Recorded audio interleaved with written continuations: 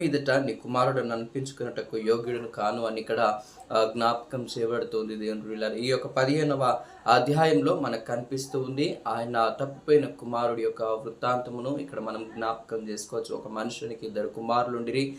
వారిలో పెద్దవాడు, చిన్నవాడు వారి యొక్క జీవన విధానమును అనగా వారి యొక్క జీవన అలవాట్లను మార్చుకొనడానికి ఈ యొక్క విషయంలో ఇక్కడ జ్ఞాపకం చేయబడుతూ ఉంది.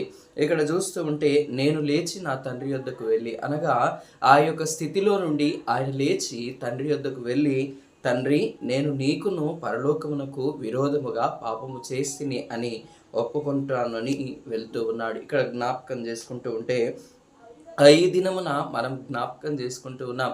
ఒక తండ్రి ఎడల మనం బాధ్యత కలిగి, తల్లి ఎడల మనము ఒక బాధ్యతను కలిగి ఏ విధంగా జీవిస్తూ ఉన్నాం అనేది ఇక్కడ మనకు ప్రాముఖ్యంగా జ్ఞాపకం చేయబడుతూ ఉంది దేవుని ప్రియులారా.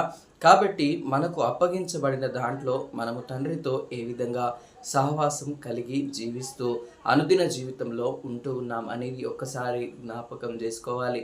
మనము జ్ఞానము కలిగి దేవుణ్ణి వెతుకుతూ ఆయన వైపు మనం చూచి ఆయన కుమార్తెలముగా అనిపించుకున్నటకు యోగ్యత గల వారముగా ఉండటానికి దేవుడు తన కృపను అనుగ్రహించినట్లుగా మనం ప్రార్థించవలసిన బాధ్యత, ప్రార్థనతో పాటు మన జీవన క్రియలు కూడా ఉండవలసిన బాధ్యత మనకెంతైనా ఉన్నదని ఈ యొక్క వాక్యము ద్వారా మీతో మాట్లాడుతూ ఉన్నాను.